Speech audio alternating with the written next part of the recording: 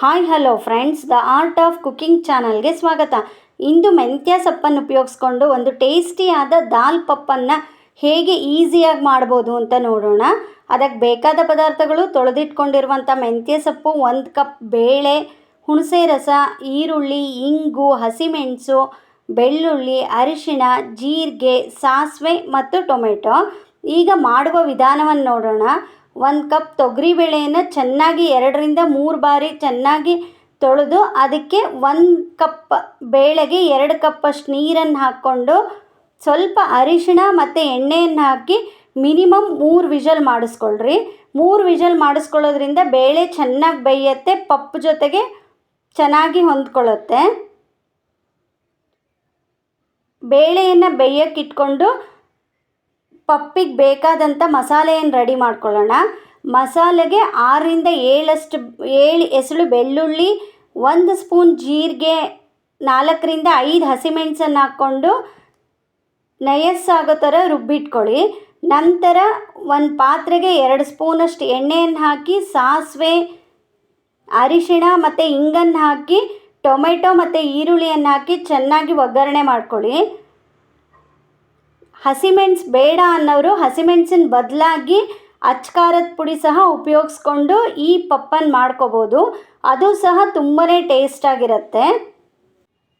ಈರುಳ್ಳಿ ಮತ್ತು ಟೊಮೆಟೊ ಮೆತ್ತಗಾದ ನಂತರ ತೊಳೆದು ಹೆಚ್ಚಿಟ್ಕೊಂಡಿರುವಂಥ ಮೆಂತ್ಯ ಸೊಪ್ಪನ್ನು ಹಾಕಿ ಮಿನಿಮಮ್ 5 ನಿಮಿಷಗಳ ಕಾಲ ಬೇಯಿಸ್ಕೊಳ್ಳಿ.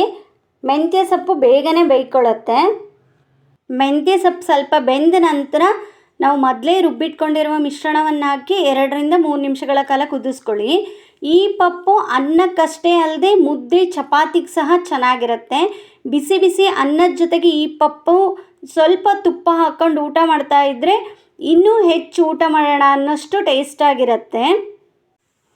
ಅನ್ನ ಅಥವಾ ಮುದ್ದೆಗೆ ಮಾಡ್ಕೊಳ್ಳೋದಾದರೆ ಸ್ವಲ್ಪ ಲಿಕ್ವಿಡ್ ಕನ್ಸಿಸ್ಟೆನ್ಸಿನಲ್ಲಿ ಮಾಡ್ಕೊಳ್ಳಿ. ಚಪಾತಿ ಅಥವಾ ಪೂರಿಗಾದರೆ ಸ್ವಲ್ಪ ಗಟ್ಟಿಯಾಗೇ ಈ ದಾಲ್ ಇರಲಿ, ಆವಾಗ ಟೇಸ್ಟ್ ಚೆನ್ನಾಗಿರುತ್ತೆ.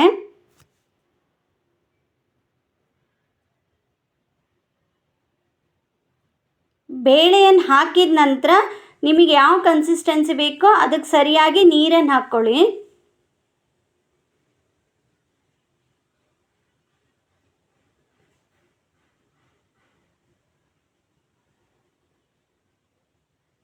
ನಂತರ ರುಚಿಗೆ ತಕ್ಕಷ್ಟು ಉಪ್ಪು, ಹುಣಸೆ ರಸ ಬೆರೆಸಿದರೆ ಬೇಕಿದ್ರೆ ಸ್ವಲ್ಪ ಬೆಲ್ಲ ಸಹ ಹಾಕ್ಕೋಬೋದು. ನಾನಿಲ್ಲಿ ಬೆಲ್ಲವನ್ನು ಹಾಕ್ಕೊಂಡಿಲ್ಲ.